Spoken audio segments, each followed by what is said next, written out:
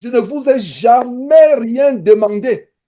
Frère, je parle une parenthèse. Si j'ai demandé 5 francs de ce qu'à vous que vous levez la main, on se connaît depuis des années. Si j'ai demandé que j'ai appelé quelqu'un ici pour dire que, frère, ah, il y a ceci, il y a cela, frère, j'ai manque de faim, je fais ceci, je n'ai pas mangé, frère, fais ceci.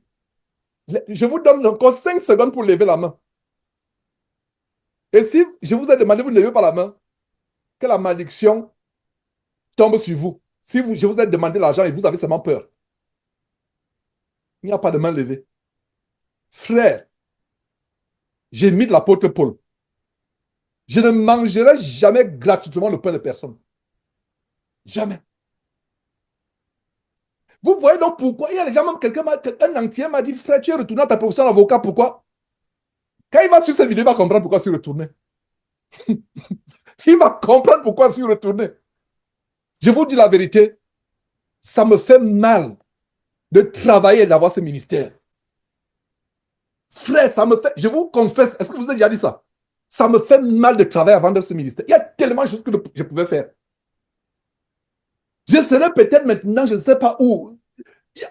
Je serais peut-être en France là-bas. Bougez. Mais, quand le frère entier m'a dit non, écoute, il faut. Et puis, quand tu fais ce que tu aimes, c'est facile. J'aime le droit. C'est facile pour moi. Il y a deux choses que je ne trouve pas difficiles. Premièrement, la parole de Dieu, pour moi, ce n'est pas une tâche. Deuxièmement, le droit. S'il veut faire la mécanique, je n'aime pas. Je fais autre chose. Non, non. Non, j'aime ce que je fais. Quand j'ai mon code là, je lis ou je fais les recherches sur le dossier d'un client. Oh là là, il y a la joie. Il y a la joie. Donc, c'est la raison pour laquelle j'ai décidé de retourner. Parce que j'ai fait 3 ans sans travailler. Les gens viennent aux États-Unis pour être riches. Frère, j'ai sacrifié ma vie. 3 ans, plus de 3 ans, ma famille et moi, pour ce ministère. C'est pour cela que je vous assure que c'est maintenant que j'ai compris qu'un homme de Dieu doit travailler. Un homme de Dieu doit avoir un travail. Frère, si tu n'as pas de travail, ne sers pas Dieu.